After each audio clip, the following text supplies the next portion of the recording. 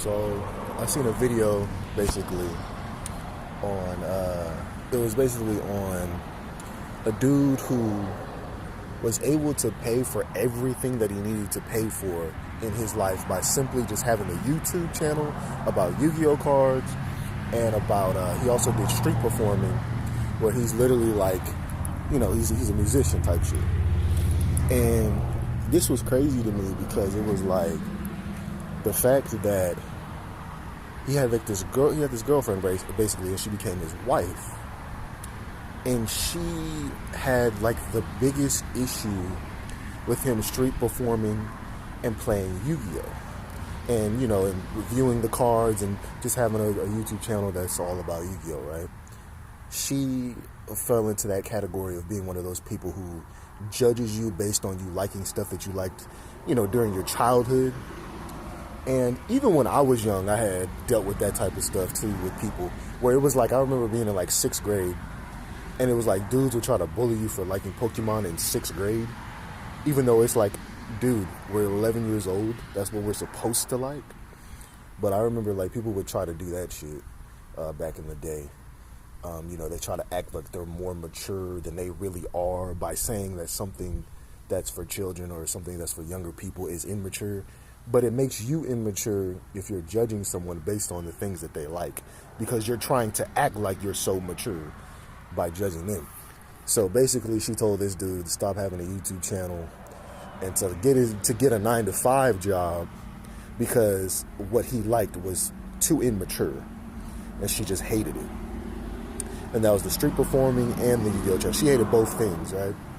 Now, if somebody hates what you like, you already should just break up with them right then and there, bro. Because who wants to date someone that doesn't like your hobbies or is bothered by you being happy about the hobbies that you like, you know, and enjoying them? And then the fact that he had 2 sources of income on both of the hobbies that he liked. He was literally living the dream that every person wished that they could live. And it got ruined because he was trying to please a woman. And to be honest, if we look at it on more of a deeper level, she probably was just jealous at the fact that he could actually stay home all day and not really have to do nothing besides make a couple of YouTube videos. And he's straight for the next like 3-4 months, you know, with the money that he needs to pay the rent, pay his electric, pay his water, whatever he needs to pay.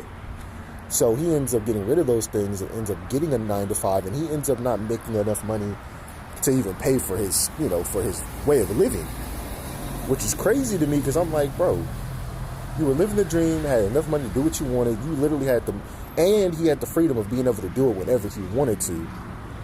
And it's like you literally stopped doing all that and sacrificed all the things you liked simply for some type of weird woman who is going to leave you anyway. Because like I always say, I know people hate hearing this whole idea of like, I'm not going to say alpha male, but being a masculine man. People are going to always hate talking about that, but it is true. You have to have a backbone and be masculine enough to realize, okay, this chick is ruining something that is very special and near and dear to me.